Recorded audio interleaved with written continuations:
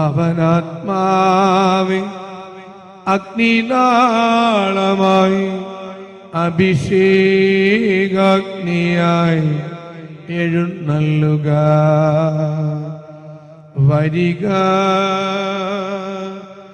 വാഴുക. ആത്മാവിൻ മാധുര്യമേ, വെളിവിൻ കതിരേ, ആത്മാവിൻ തണുപ്പേ, വസിക്ക.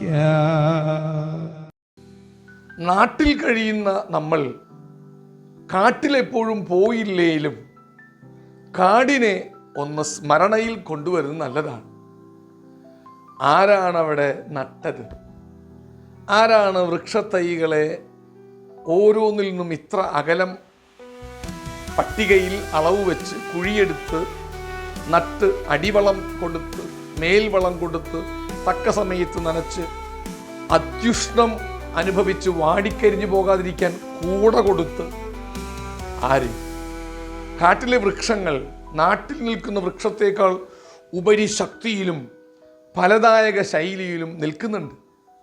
ആരും പരിചരിക്കാതെ, ആരും അനുദിനം ചെന്ന് തൊട്ടുതലോടി സുഹൃത സംഭാഷണം നടത്തി വളർച്ചയ്ക്ക് വലിയ ഊറ്റം കൊടുക്കാതെ വൃക്ഷങ്ങൾ വളരുന്നുണ്ട്.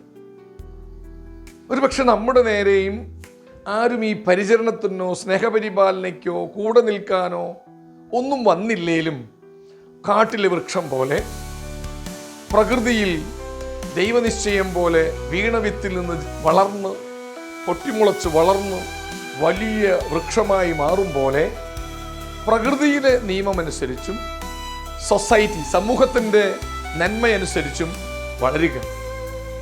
ഒരുപാട് മറ്റുള്ളവരിൽ നിന്നിങ്ങനെ കാത്തിരിക്കരുത്. കിട്ടിയില്ലെങ്കിൽ വളരെ മുഖപ്രസന്നത നഷ്ടപ്പെട്ട് ആത്മഹത്യ വരെ ചിന്തിക്കുന്ന ആളുകളുണ്ട്. അതുകൊണ്ട് കാട്ടിലെ വൃക്ഷത്തെ ധ്യാനിച്ച് നാട്ടിൽ വളർന്നു മുന്നേറൂ. നന്മകൾ നേരുന്നു. ഹല്ലേലൂയ. Ave Maria. ആമേൻ.